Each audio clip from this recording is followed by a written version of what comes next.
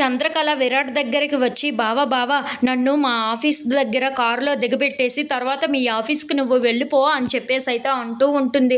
ఆ మాటలు వినగానే అక్కడ ఉన్న విరాట్ అయితే నిన్న ఆల్మోస్ట్ మనం దొరికిపోయాము, కానీ ఎలాగో తప్పించుకున్నాము, ప్రతిరోజు అలా జరగదు కదా అని చెప్పేసి అయితే అంటూ ఉంటాడు.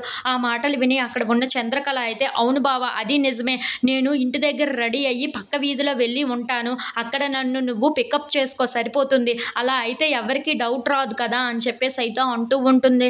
ఆ మాటలు వినగానే అక్కడ ఉన్న విరాట్ అయితే సరే నువ్వు చెప్పింది బాగుంది, అలాగనే చేద్దాం అని చెప్పేసి అయితే అంటూ తనని ముందు వెళ్ళమంటూ ఉంటాడు. ఆ మాటలన్నీ అయితే కామాక్షి వింటూ ఉంటుంది. ఏంటి వీళ్ళిద్దరూ పక్క వీధిలో కలుసుకొని మాట్లాడుకోవడానికి ఆటలాడుకోవడానికి బాగుంటుంది అనుకుంటున్నారు కదా అని చెప్పేసి అయితే అనుకుంటూ శ్యామల దగ్గరికి వెళ్తూ ఉంటుంది.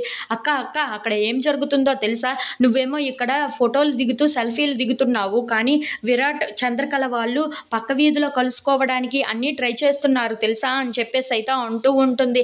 ఆ మాటలు విని అక్కడ ఉన్న శ్యామల అయితే ఒక్కసారిగా షాక్ అయిపోతూ ఉంటుంది. వాళ్ళిద్దరూ ఎలా కలిసిపోతారో నేను చూస్తాను, ఫంక్షన్లా నేను అడ్డు ఉంటాను కదా, అడ్డు ఉండి వాళ్ళిద్దరిని ఎడగొడతాను కదా అని చెప్పేసి అయితే అంటూ ఉంటుంది.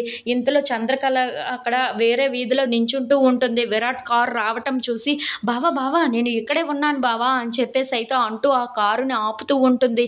ఇంతలో అక్కడ ఉన్న విరాట్ అయితే ఒక్కసారిగా ఆ కారుని ఆపుతూ ఉంటాడు. ఇంతలో ఆ కారు డోర్లను అయితే తీస్తూ ఉంటాడు. అక్కడ శ్యామల ఉండటం చూసి ఒక్కసారిగా చంద్రకళ అయితే షాక్ అయిపోతూ ఉంటుంది.